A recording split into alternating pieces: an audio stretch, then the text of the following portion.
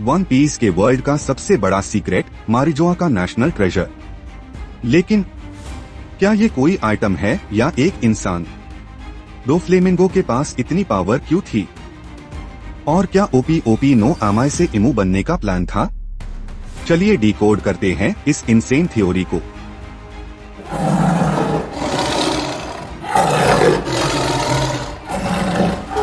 One piece world का सबसे बड़ा मिस्ट्री है नेशनल ट्रेजर ऑफ मारिजोआ, और इसके बारे में हमें एक हिंट मिला था लॉ वर्सेस डोफ्लेमिंगो फाइट में।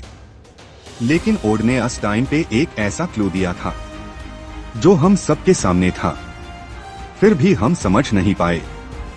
नेशनल ट्रेजर ऑफ मारिजोआ का पहला डिस्कशन चैप्टर 761 में हुआ था, जब लॉ डोफ्लेमिंगो से लड़ रहा था। उस वक्त कुछ ऐसे इम्पोर्टेंट लाइंस थे जो हम सब मिस कर गए थे। इन्हें समझने के लिए हमें डोफ्लेमिंगो की बातों को ध्यान से सुनना पड़ेगा। जब लॉ ने डोफ्लेमिंगो से पूछा, अब तो तुम सेलेस्टियल ड्रैगन नहीं हो, एफआईआर भी वर्ल्ड गवर्नमेंट पे इतना इन्फ्लुएंस कैसे है, और सीपीओ तुम्हारे अंडर कैसे है? तब डोफ्लेमिंगो ने बताया कि उसके पास मारिजोआ के नेशनल ट्रेजर का राज है, और अगर ये राज दुनिया को पता चल गया तो पूरी दुनिया हिल जाएगी। उसने ये भी कहा उसके पास एक अपॉर्चुनिटी थी मारिजोआ के नेशनल ट्रेजर को उसे करने की, और वो सक्सेसफुल भी हो जाता। अगर उसके पास ओपी नो एमआई होता, तब हम सोच रहे थे ये नेशनल ट्रेजर कोई आर्टिफैक्ट होगा। लेकिन क्या हो अगर मैं आपको कहूँ मारिजोआ का नेशनल ट्रेजर एक इंसान है, और वो इंसान कोई और नहीं IMU है, एक person from the void century. IMU का एग्जिस्टेंस एज अ किंग पूरी दुनिया को हिला के रख सकता है, और इसी सीक्रेट को छुपाने के लिए डोफ्लेमिंगो को इतनी फ्रीडम मिली थी।